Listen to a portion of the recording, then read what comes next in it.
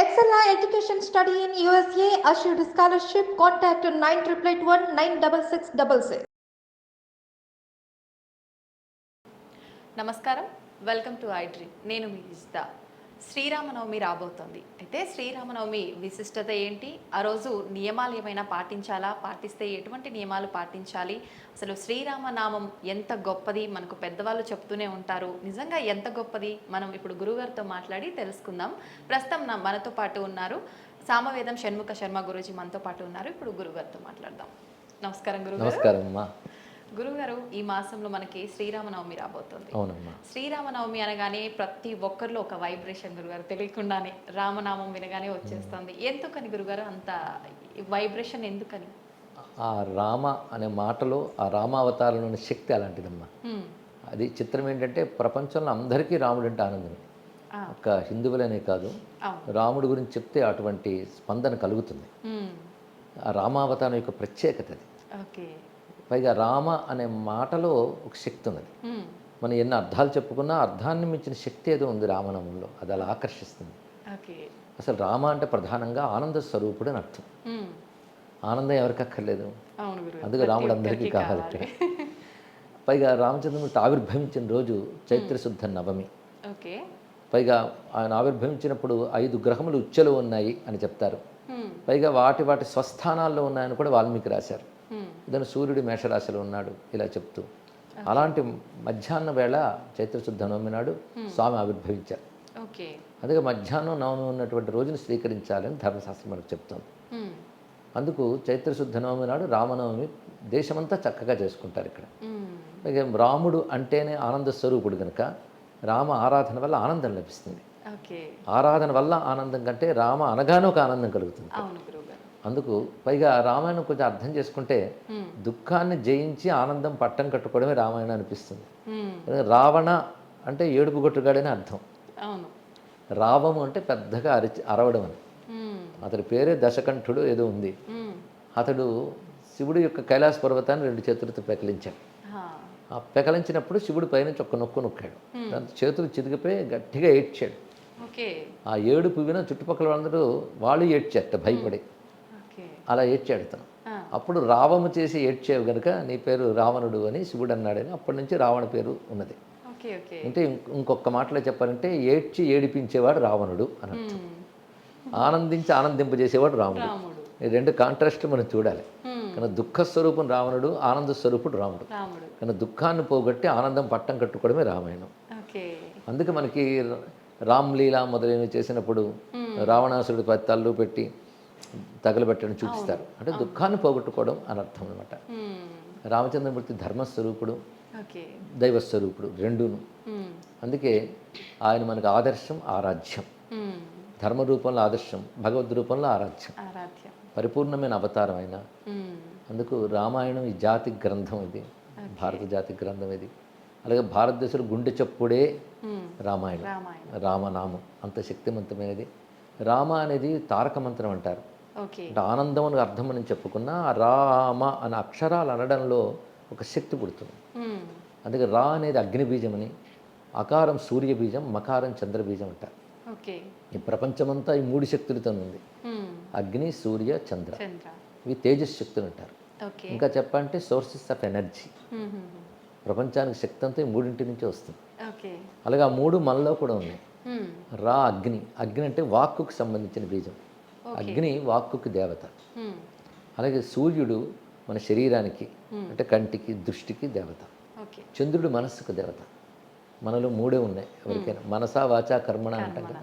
వాచ అగ్ని అయింది, మనసా చంద్రుడు అయ్యాడు, కర్మణ శరీరం సూర్యుడు అయ్యాడు. కానీ మన త్రికరణాలు పనిచేస్తున్నాయంటే లోపల ఉన్న చైతన్యం వల్ల కదా.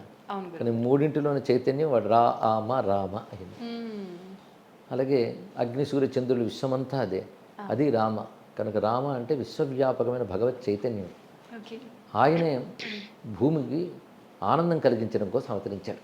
అందుకే త్యాగయ్య జగదానందకారక జై జానకి ప్రాణనాయిక. రామ అంటే ఆనంద స్వరూపుడు, రామ అంటే ఈ 3 బీజాక్షల శక్తి స్వరూపుడు. అందుకే రామ అన్నప్పుడు అలాంటి ఎనర్జీ ఒకటి జనరేట్ అవుతుంది. అగ్ని, సూర్య, చంద్రాత్మకమైన శక్తి. మన లోపల కుండలిని శక్తి అంటూ ఉంటారు, వినుంటారు మీరు. ఆ కుండలిని శక్తి కూడా ఈ మూడింటితో కూడినదే. ఓకే. కనుక రామ అంటే కుండలిని శక్తిని జాగృతపరచగలిగే శక్తి కూడా ఉంటుంది. ఆహాహా. అందుకే రామ అంటే ఆనందం అన్నాం కనుక ఆనందం ఆనందం అని జపం చేస్తామన్నాం కదా. ఆ రామ అక్షరాల్లో అంత శక్తి ఉన్నదమ్మా. మ్మ్. ఎంత మన అర్థం చెప్పుకున్నా మా అర్థానికి మించిన అనుభూతి ఉంది అందులో. మ్మ్. నిజం గురుగారు. అందుకే రామ తారక మంత్రం అంటారు. మ్మ్. రామతో ఎన్నో కలిపి మంత్రాలు ఉన్నాయి మనకి. శ్రీరామ ఒక మంత్రం, శ్రీరామాయ నమః, శ్రీరామ జయ రామ జయ జయ రామ. ఆ, ఈశ్వరుడైతే శ్రీరామ రామేతి రమే రామే మనోరమే అన్నాడు. శ్రీరామ రామ రామ, ఇవన్నీ రామ తారక మంత్రాలు అంటారు. ఓకే. ఆ విధంగా రాముని స్మరించడం, రాముడిని ఆరాధించడం ఈరోజు కర్తవ్యాలుగా చెప్పారు. ఓకే. అయితే గురువుగారు ఎవరైనా పుట్టిన అంటే ఆవిర్భవించిన రోజు రాముడు అని చెప్పారు కదా, అంటే జన్మదినం రోజు వివాహం చెయ్యకూడదు అని చెప్పి పెద్దవాళ్ళు చెప్తూ ఉంటారు. మరి ఆ రోజు రాముడు జన్మించిన రోజు అయితే వివాహం కళ్యాణం ఎందుకు చేస్తుంటారు గురువుగారు? అది మన తెలుగునాట మాత్రమే చేస్తారమ్మా కళ్యాణం. ఓకే. కానీ రామనవమి నాడు కళ్యాణం విధి అక్కడే లేదు. రామనవమి నాడు రామ ఆరాధన మాత్రం ఉన్నది. ఆహా. రామునితో పాటు కౌసల్య దశరథులకి, అలాగే భరతలక్ష్మణ శత్రుఘ్నుల్ని ఆరాధించడం, మ్మ్. అది మాత్రం విధి ఇక్కడ. ఓకే. రామచంద్రమూర్తి పూజ మాత్రమే చెప్పారు. మ్మ్. అయితే రామ దీక్ష తీసుకున్న వాళ్ళు ఉంటారు, తారక మంత్రం లాంటి దీక్ష ఉన్నటువంటి వాళ్ళు ఈరోజు ఉపవాసం చేస్తారు. ఓకే. ఉపవాసం చేసి సాయంకాలం వాళ్ళు పూజ చేసుకుని అల్పాహారం లాంటిది తీసుకుంటారు. ఓకే. అయితే ఆ నియమం లేనటువంటి వాళ్ళు రామచంద్రమూర్తిని ఆరాధన చేసి మ్మ్. ఆయనకి నివేదనలు చేసి ప్రసాదం స్వీకరించడమే. అలాగే రామాయణం పారాయణ చేసుకోవడం, ముఖ్యంగా రామ జనన ఘట్టం పారాయణ చేసుకోవడం ఇది ప్రధానమైన అంశం. ఓకే. కళ్యాణం అనేటువంటిది మన ప్రాంతాల్లో ఉంది. మ్మ్. అది ఎందుకంటే మనకు భద్రాచలం మనకు ప్రధానం. అవును. మీరు మరో రాష్ట్రానికి వెళ్తే ఇది కనబడదు, ఇంకెక్కడ కూడా కళ్యాణం అనేది కనబడదు. ఓకే. ఇక్కడ భద్రాచలంలో ఉగాది నుంచి 9 రోజులు రామచంద్రమూర్తి ఉత్సవాలు చేస్తారు. ఓ. ఎప్పుడైనా సరే ఈ బ్రహ్మోత్సవాలు ఇలా వారం 10 రోజులు యజ్ఞాలు చేసినప్పుడు చివరికి శాంతి కళ్యాణం అనేది చేయాలి, లాస్ట్ రోజు చేస్తారు. అందుకు వాళ్ళు శాంతి కళ్యాణం చేస్తారు భద్రాచలంలో. ఓకే. ఓకే. అక్కడ జరగడంతో మనందరం ప్రభావితులపై వాడవాడలా కళ్యాణం చేస్తున్నారు. కానీ ఈరోజు జరగలేదు కళ్యాణం. ఓకే. అది వైశాఖ మాసంలో జరిగిందని మనకి శాస్త్రం చెప్తున్నట్టు. ఓకే. ఉత్తరా ఫల్గుని నక్షత్రంతో కూడిన దాని యందు వివాహం జరిగిందని వాల్మీకే రాశాడు. చైత్రశుద్ధనము నాడు కళ్యాణం జరగలేదు. అయితే మనం జరుపుకుంటే తప్పు లేదు. ఆహా. అంటే రామ ఉత్సవాలు కొన్ని ఉన్నాయి. ఒకటి జననోత్సవం, కళ్యాణోత్సవం, పట్టాభిషేకోత్సవం, ఆ. ఇవి. ఇందులో కళ్యాణం కూడా ఉత్సవమే. మ్మ్. ఎందుకంటే సీతారాములు అంటే లక్ష్మీనారాయణులు, ఈ ప్రపంచానికి తల్లిదండ్రులు వంటి వారు. మ్మ్. అంతేకాదు ఈ కళ్యాణానికి ఎక్కువ ప్రాధాన్యం ఏంటంటే సీత భూపుత్రిక, భూమి యొక్క సారం. అవును. రాముడు సూర్యవంశజుడు. ఆ. సూర్యుడు అంటే ఆకాశం, ఆకాశం, కానీ రాముడు ఆకాశం, సీతమ్మ భూమి. భూమి. ఆ భూమి మనకు తల్లి, ఆకాశం మనకు తండ్రి. అంతే కదా, వేదమే చెప్తుంది ఇదం ద్యావా పృథివీ సత్యమస్తు పితుర్మాతరి యదుగోపపురువే వామని. మ్మ్. కనుక మనకు తల్లి తండ్రి ఇద్దరు. అచ్చం మనం చూస్తున్న తండ్రి నుంచి పుచ్చుకుని తల్లి మనకి ఇస్తుంది. అవును. అలాగే ఆకాశం నుంచి వచ్చే కాంతి వర్షం భూమి పుచ్చుకుని మనకి ఇస్తుంది. కనుక మ్మ్. మన వేద ఋషులే తల్లిదండ్రులే చూశారు. అన్నాడు భూమి యొక్క సారం, భూలక్ష్మి యొక్క స్వరూపమే సీతమ్మ. ఆకాశ సారం ఆదిత్య మండలాంతర్గతులైన రామచంద్రమూర్తి. ఓకే. కనుక వారిద్దరికి వివాహం అనేది చాలా మంచి గొప్ప భావం ఇక్కడ. అందుకే ఈరోజు మనం అలా చేసుకున్నట్లయితే ఈ రెండే ప్రకృతి అంటే మరొకటి కాదు, మ్మ్. ఈ రెండు మనకు అనుకూలిస్తుంది అనే ఉద్దేశంతో వాళ్ళకి కళ్యాణం చేయడం జరుగుతుంది. ఓకే. ఇది మానవులకు జరిగినట్టు సామాన్యమైన కళ్యాణం కాదు కనుక రామనవమి నాడు ఒక శాంతి కళ్యాణంగా చేసుకుంటే తప్పేమీ లేదమ్మా. ఓకే. అందుకే పుట్టినరోజు నాడు పెళ్ళి ఏమిటి అనడానికి లేదు, ఇక్కడ అది వర్తించదు. ఆహా. ముందే చెప్పినట్లుగా మనం భక్తిగా చేసుకోవడమే కానీ విధి మాత్రం కాదు. ఇప్పుడు అయోధ్యలో ఉంది, అయోధ్యలో కళ్యాణం అది జరగదు, కానీ రామచంద్రమూర్తి ఉత్సవం మాత్రం బాగా జరుగుతుంది. ఓకే. ఓకే. అక్కడ బాలరాముడు కాబట్టి కళ్యాణం. బాలరాముడు అంటే అయోధ్యలో రామ మందిరం అని ఏదైతే మనం పెట్టుకుంటున్నామో అక్కడ మాత్రమే బాలరాముడు. ఓకే.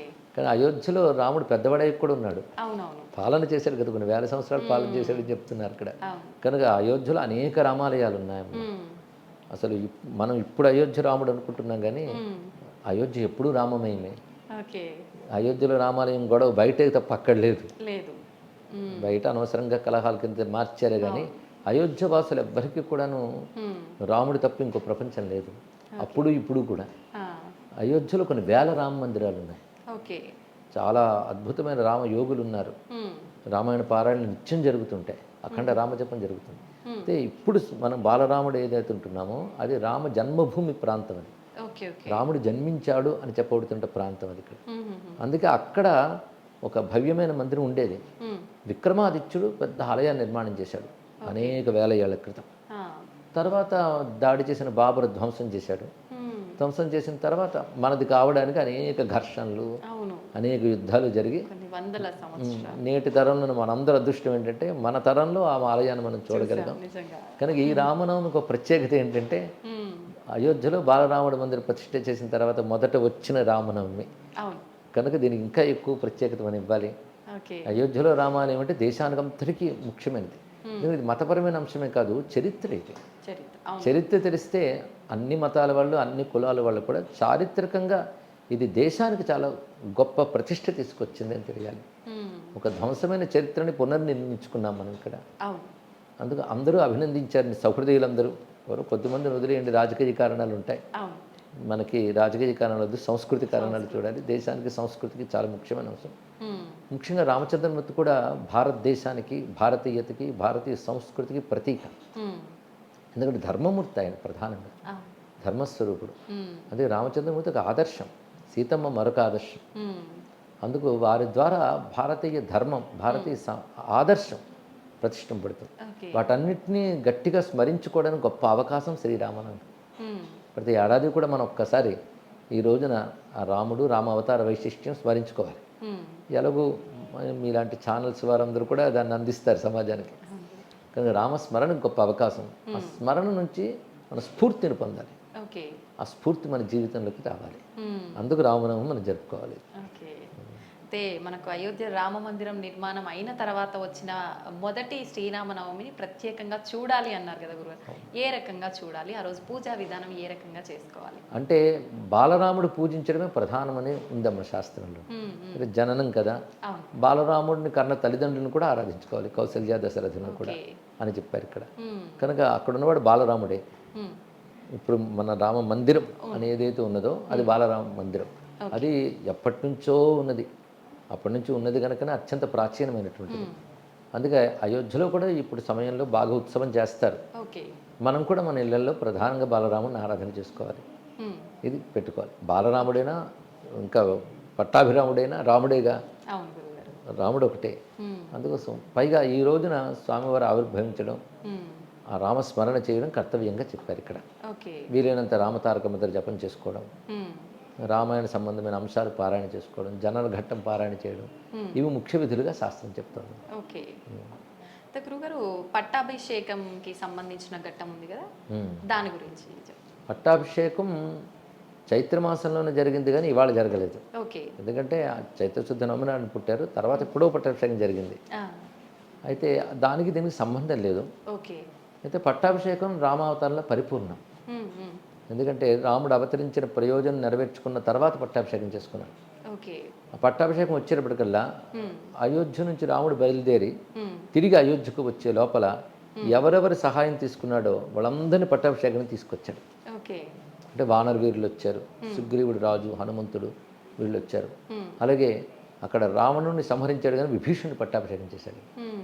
అంటే రాజ్యాకాంక్షతో చేసిన యుద్ధం కాదది, ఓకే. ధర్మ ప్రతిష్టాపన కోసం చేశాడు.